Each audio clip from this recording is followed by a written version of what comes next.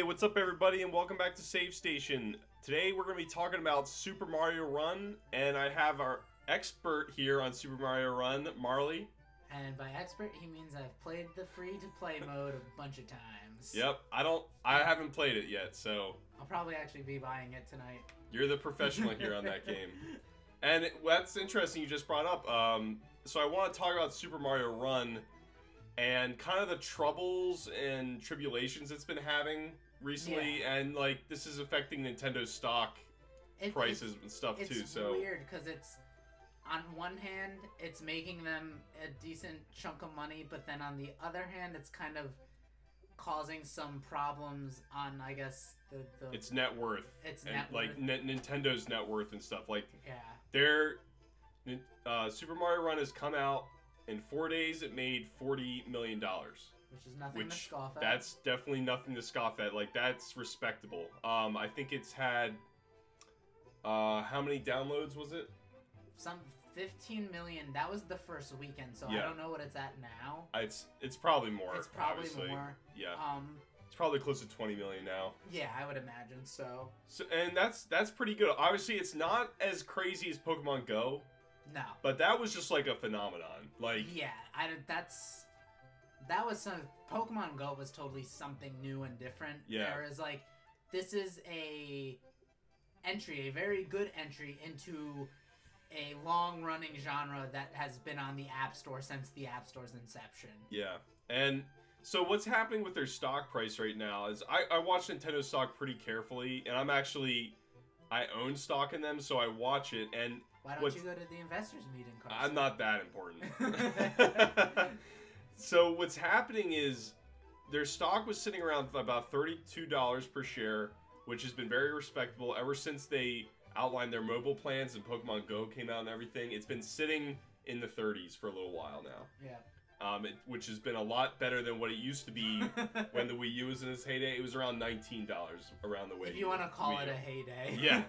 So since Mario Run has come out, it has dropped down to, it's now sitting at around like $25.50, which is a significant drop in 4 days. I should invest now before the Switch comes out. And that's actually really interesting. Is yeah, like now would be the time to buy. If anybody's looking to buy stock in Nintendo, now would be the time, because it honestly could keep going down. Yeah. It hasn't stopped yet. So it's slowly been going down. I expect it to level out pretty soon, like probably sit around like 23 or so, and then stay there, and then kind of gradually start working its way back up as we get closer to the Switch. Yeah. Obviously, that huge Switch presentation is going to affect like investors' confidence and stuff, and that's what we're really talking about here is like investors' confidence. And when we look at Super Mario Run, we're looking at an app that's $10. Yeah. Okay, and it's free to start. And this is very kind of like different from what the mobile market's like. We have a lot of free-to-play games that employ ads and microtransactions like crazy. And if there is a paid element, it's usually right there from the get-go. For instance, Square Enix has, I think, Final Fantasies 1 through 7 on the App Store, and they're all, you pay right up front. They're all like, and they're more expensive. I think the Final Fantasy games clock in at $15. Wow. But it's right there. Yeah. Like, right up front, it's like $15 and that's it. Yeah. So it's like, you're either free to play or you're upfront about your pricing. Yeah. And what investors, it seems like they're worried that not enough people are buying this app since the price is kind of like high for a mobile game. Because we all have this like idea in our heads that when we look at a mobile game, it's like, oh, you should be really cheap. Yeah. Like immediately, which isn't fair. Like, no. These are games, and if a developer makes and puts a lot of time into a game, they can sell it just like a regular video game could be. Like, it's not fair to be able to like just look at a mobile game like, look, you need to be free to play, or I'm not playing you. I think back when the App Store launched, you had a lot of games that were like, you paid for it and you got it. Yeah. And you could maybe play a free version that had some ads, but there was always like a full version. Yeah. It was the advent of Zynga and the Farmvilles and the stuff, and all the different vills and stuff like that, where like this idea of the microtransactions started to rear its head. Yeah. And all of a sudden, these companies realize, like, oh, well, if we give them the game for free, but we charge for hay bales or, like, for an extra milking of your cow for the day, over time, people will spend more money on that than they would have if they had just bought the game outright. It's so true. And what we could have is we could have Super Mario Run with microtransactions, and it could be, like, pay for the levels. Yeah. Or, like, pay for, like, tokens to be able to, like, access certain levels or something like that. Pay for continues if you die. Pay for continues, which a lot of games do. Like, Puzzles and Dragons was into that big time, and it hooked me.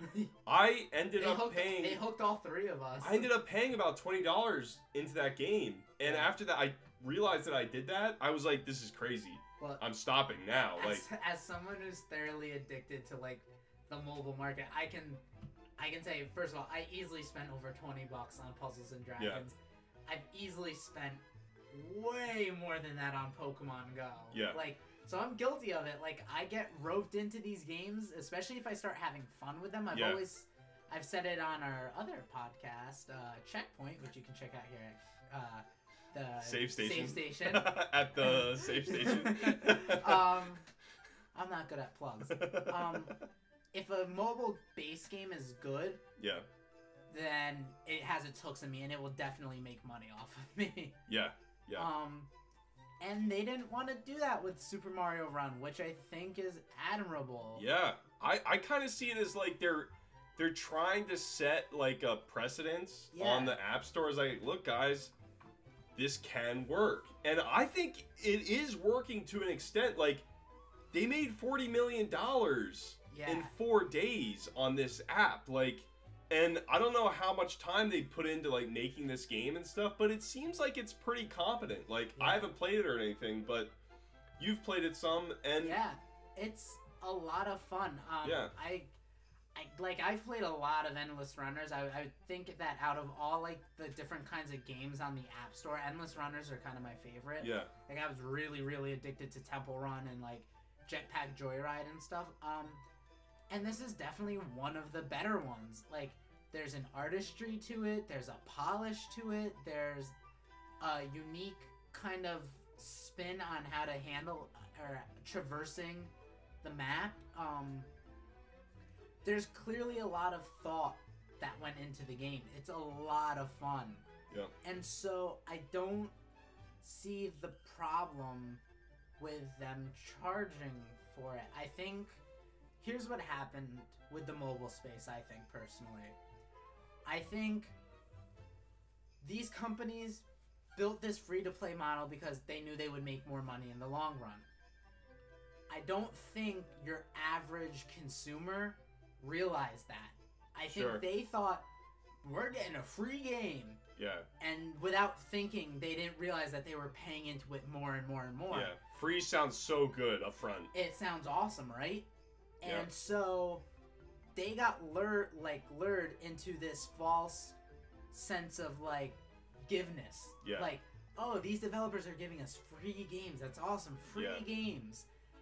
And from that false sense of like, I guess false sense of generosity, we'll call it, that people thought they were feeling, this sense of entitlement started.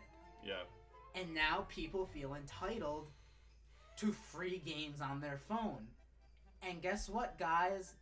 No one owes you that. If a developer wants to give their game out for free, that's awesome. Yeah. That's, hey, good for them, good for you. That's great. But people need to realize that you're not entitled to a developer's work for free. If they've made something and they think, hey, I think this is worth a set monetary price. Yeah. Guess what? That's what it's worth. Yeah. And you don't get to like decide that. And it's this weird thing that's kind of poisoning the mobile market right now, because it's a shame, because like the mobile gaming market is the largest market in the world. Like, it's huge, and that's awesome. That's so many more people playing video games. Yeah. Sadly, a lot of it is this pay-to-win direct that, hey, like I admitted before, that I've paid into, so I guess I can't say I'm not that much better. but it's this weird vicious cycle where like people feel entitled to stuff. Yeah, I look at Mario Run, and here's the thing with the investors. One of their reasons for being like not too happy with it is because what microtransactions do is they give you incremental revenue forever, basically for years. Like, so you're constantly getting money. Whereas like the $10 up front is like that's a decent amount of money like up front, but like it's scaring away enough people, and there's no like for the people that do buy it, they bought it, and there's no potential to make more off them. Exactly. That's what's getting to the investors right now, and it's kind of frustrating. Well, like I remember back when the evils of the free-to-play stuff started to finally come to light. I think it was, and if I'm wrong about this, I'm sorry, don't quote me exactly, but I think it was someone from, I want to say, it was either Zynga or EA, one of those companies. And what they were saying is they were finding that they were making more off the average person than they would have if they had put out a full-price video game. So, like, full-price video is $60. People were paying, like, $100 in, like, a year. Like, they were making more money because it's very easy to be like, oh, it's $1 here, it's $1 there. Yeah. You don't realize over time, like, you're spending more than you would have if you just paid for a whole game. Now, what's cool about Super Mario Run, I don't know if they've announced this or revealed this yet, but you're paying $10, but they're going to continue to support this game. Yeah. Like, they're going to add more levels and stuff. So, if you're worried about the amount of content in it right now, there's more to come. And if you pay for it now, you're going to keep getting levels for free. Yeah. I mean, or it's included in the price that you already paid, you know? Like, either free levels or new challenge modes and stuff. Yeah. Like, you're going to keep... Yeah. They're going to keep adding to this. They'll keep adding to it. So, you know, I understand, like, if you want to wait, you know, play the waiting game and wait for more content to come to it. Wait for a sale on the App Store. Yeah, sale, absolutely. If there's a sale on that, Apple will put that on the front of their whatever app store, on their App Store, and then boom, $5. Like, I could see that happening. If they want to make more money, just market it well and do some sales at key points. Yeah. And you'll get more people in there and stuff. Now, on this, like, to play devil's advocate, for the people who are angry about the $10, I will say, Nintendo wasn't super upfront about it. I don't think they were, I forget if they brought up the price point on the Jimmy Kimmel interview. Well, I heard that they're not very communicative about the $10 price point when you download the app or anything. So when you go to the app, on the App Store, it says Super Mario Run, and it says Get, which is just for free. It doesn't have the price. So people are downloading it thinking that it's free. Yeah. You get into the game, and which leads to my other point, the free to start period is very short. Yeah. Okay. I think it's 3 levels and the tutorial. Okay. And then it stops you. And then it stops you right before, like, the final boss fight or whatever for that first world. Yeah. And to me, that's not enough time for someone to make up their mind. I've made up my mind because it's Nintendo, it's Mario, I think I can trust them. Yeah. I could see how Joe Schmo or Sally Sue or whatever, like, on their phone is like, oh, wait, I don't know if I want to spend $10 on this. Like, 3 levels really is not a whole lot. And they're short. They're super, super short. Like, can probably beat them in less than, like, a minute if you're really good. Wow. So maybe they should have tried to include more actual free content before asking for that $10. I think they should have given us at least 2 worlds. Yeah. At least 2 worlds, and they probably would have been in the clear. Yeah. And so, like, I can understand that, if you know, especially if you're not, like, if they're not super forward about it. Yeah. But at the end of the day, like, $10 is not a lot of money. In the grand scheme of things, most people that are downloading it have the $10 to spend. It's just some people, I think, have a principle which we talked about earlier about, like, why would I pay $10 for an app, right? Yeah. Which is a crazy thing. Like, when I think about that, I'm like, that seems really high, but it's what we talked about before. It's this notion that an app has to be cheap. Exactly. And that's not true. Like, it's insane because like our phones are powerful. Like, yeah.